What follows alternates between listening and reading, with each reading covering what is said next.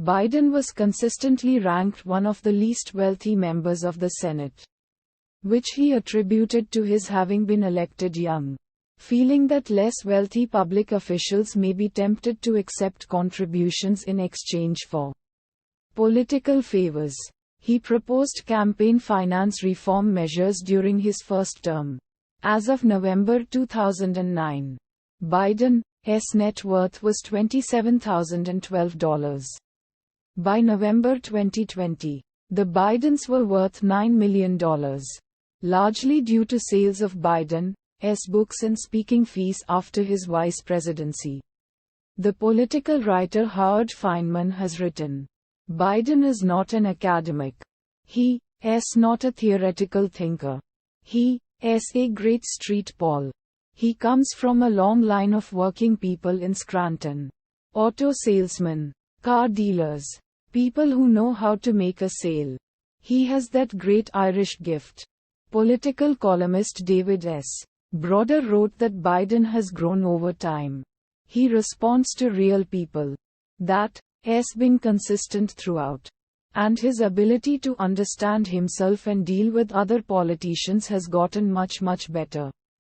Journalist James Traub has written that Biden is the kind of fundamentally happy person who can be as generous toward others as he is to himself.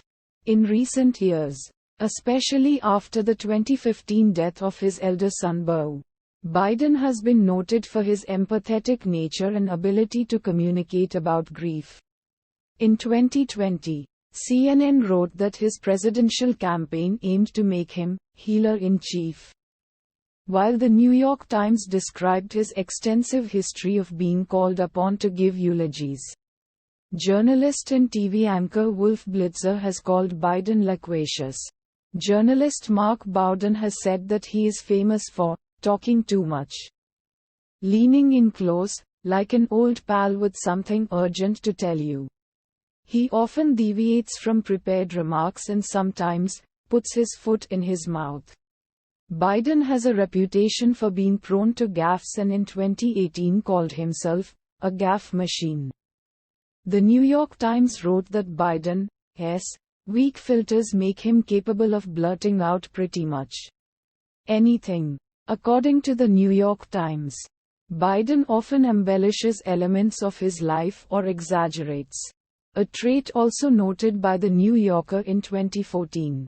For instance, Biden has claimed to have been more active in the civil rights movement than he actually was, and has falsely recalled being an excellent student who earned 3 college degrees.